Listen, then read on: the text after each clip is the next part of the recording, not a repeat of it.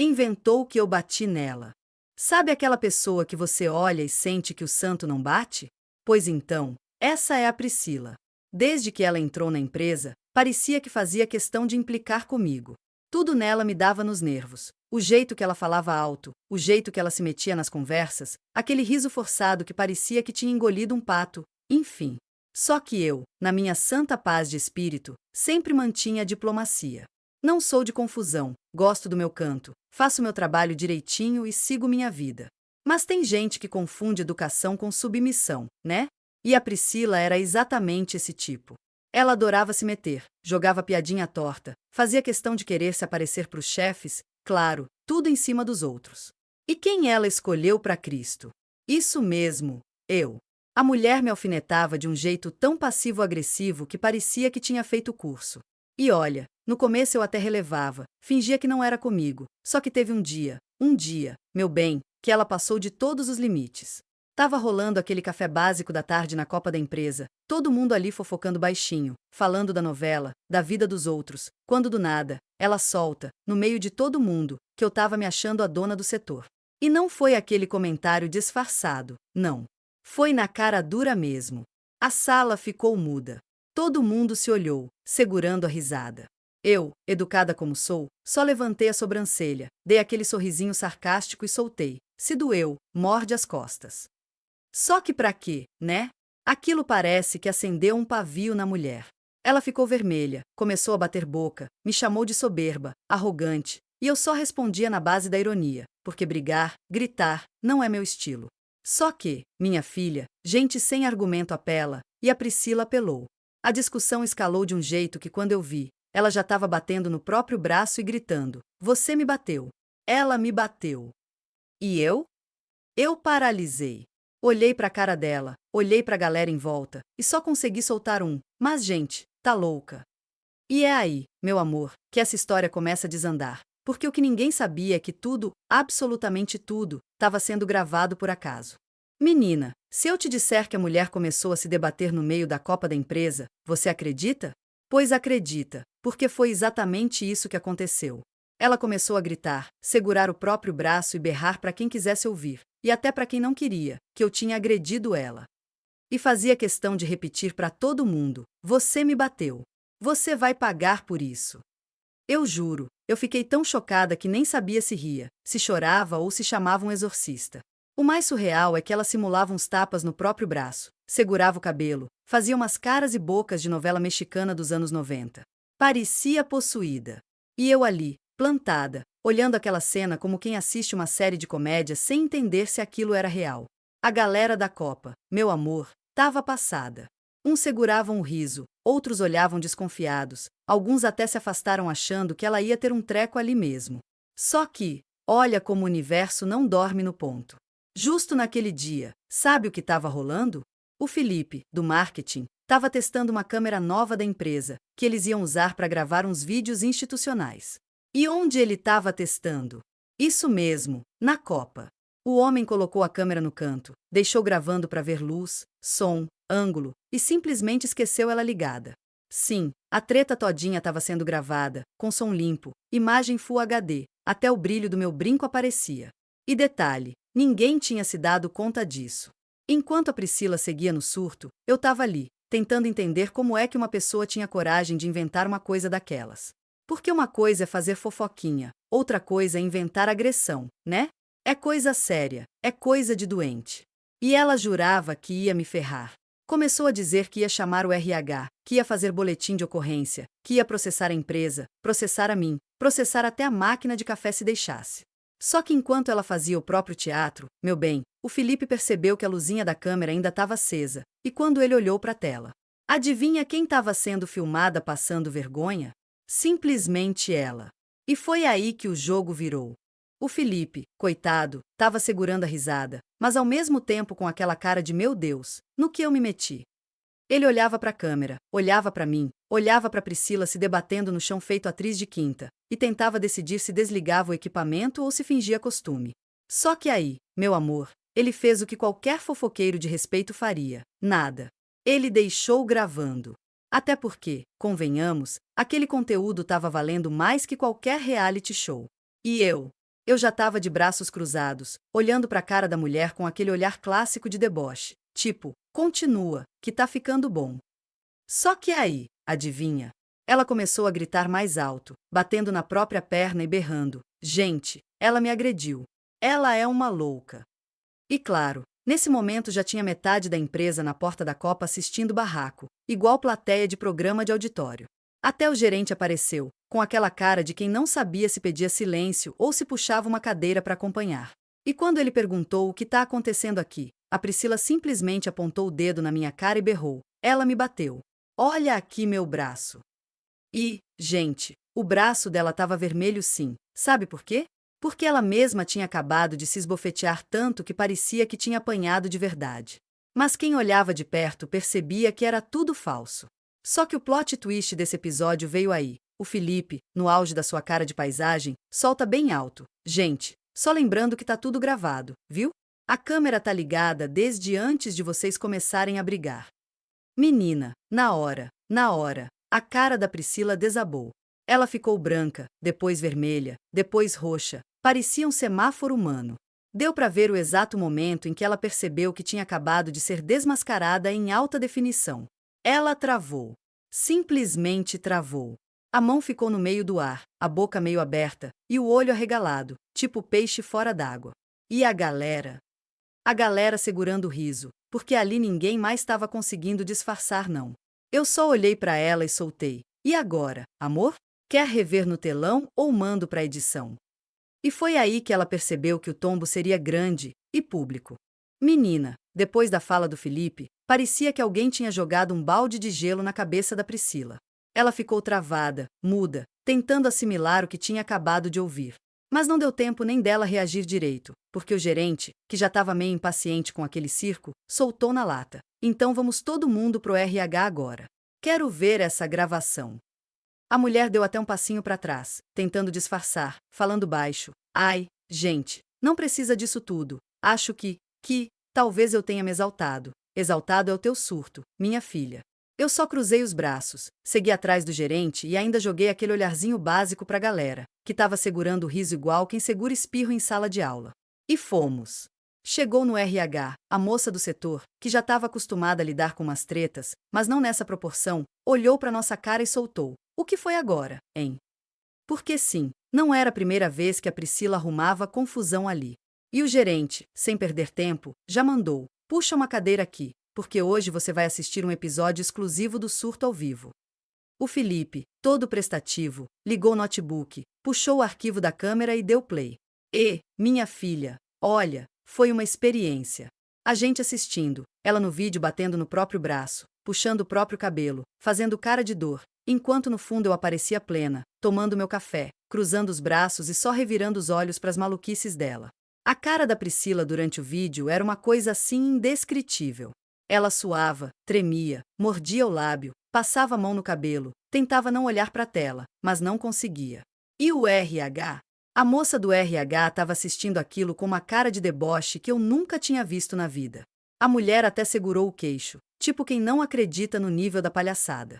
Quando acabou o vídeo, ficou aquele silêncio tão constrangedor que dava para ouvir até o barulho do ar-condicionado. E a Priscila, sem saída, mandou a melhor de todas. Ai, gente, é que foi um mal-entendido. Eu achei que ela ia me bater. Aí não, né? Eu, na hora, soltei. Ué, amor, então você apanhou do espírito da minha intenção, é isso? A mulher do RH segurou o riso, o gerente respirou fundo e soltou. Priscila, isso aqui é grave. Isso que você fez é passível de advertência, suspensão e até demissão por justa causa. E pronto. A cara da Priscila derreteu. Ela percebeu que o buraco era muito mais embaixo e que o teatro dela ia custar caro. Depois do gerente soltar que ela podia pegar uma justa causa na lata, a Priscila começou a tremer mais que vara verde. E, pasme, ela achou que dava para virar o jogo. Sim, você não leu errado. Ela achou que ainda dava para se fazer de vítima. E soltou aquele clássico discurso que todo folgado mete quando percebe que vai se lascar. Ai, gente, é que eu tô passando por um momento difícil, sabe? Tô muito estressada, tô sobrecarregada. Às vezes minha ansiedade me faz agir sem pensar. Ah, vá para aquele lugar, né? E ainda virou para mim, com a cara mais lavada desse planeta, e mandou. Desculpa se eu te causei algum constrangimento, mas você também não é fácil. Vive me provocando. Oi? Eu? Meu amor, se tem uma coisa que eu sou, é plena. Só retruco na ironia, no deboche e na elegância. E, claro, nessa hora eu não ia deixar barato. Cruzei os braços, dei aquele sorrisinho de canto e soltei. Querida, se eu tivesse metade da criatividade que você tem para inventar barraco, eu já estava milionária roteirizando novela. A moça do RH quase engasgou segurando o riso. O gerente já estava de saco cheio, olhou para ela e foi direto. Priscila, isso aqui não é uma questão de ansiedade, estresse ou desentendimento. Você simulou uma agressão. Você me acusou, acusou ela, acusou a empresa, tudo baseado numa mentira. E o pior, temos a prova. E ela lá, olhando pro chão, mordendo o lábio, fingindo que ia chorar, segurando as lágrimas que não saíam de jeito nenhum. A cara da coitada parecia até aquele emoji do palhaço, branca, vermelha e com aquele sorrisinho sem graça de quem sabe que fez besteira. Só que aí vem o melhor. O RH puxou o dossiê da Bonita. E adivinha? Não era a primeira gracinha que ela aprontava. Já tinha advertência por tretar com outro colega, já tinha anotação por ficar soltando indireta venenosa nos grupos da empresa, e até um registro de conflito com o cliente. Minha filha, o barraco da Copa só foi o ápice de uma novela mexicana que ela já vinha escrevendo há meses. E o gerente, mais impaciente que nunca, soltou: olha, a decisão está praticamente tomada. Mas antes, você vai fazer seu direito de defesa. Pode se explicar, se é que tem alguma explicação. A mulher gelou. Suava tanto que parecia que tinham aberto o chuveiro em cima dela. E a cereja do bolo veio quando o gerente olhou para mim e disse: fica tranquila. Isso vai ser registrado como tentativa de calúnia e difamação contra você. Se quiser, pode até abrir processo, que a gente te dá todo o apoio. Menina, na hora eu quase levantei e bati palminha de felicidade, porque se tem coisa que eu amo, é ver gente falsa se lascando em praça pública. Depois daquele show de horrores no RH, a Priscila tentou de tudo. Fez cara de coitada, tentou puxar assunto de infância triste, que a vida dela era muito difícil, que ninguém nunca gostou dela na escola, que ela tinha traumas, uma sessão completa de autoajuda misturada com drama mexicano de quinta categoria. Só que ninguém mais caía nesse papo, né? Porque uma coisa é você ter problema e buscar ajuda.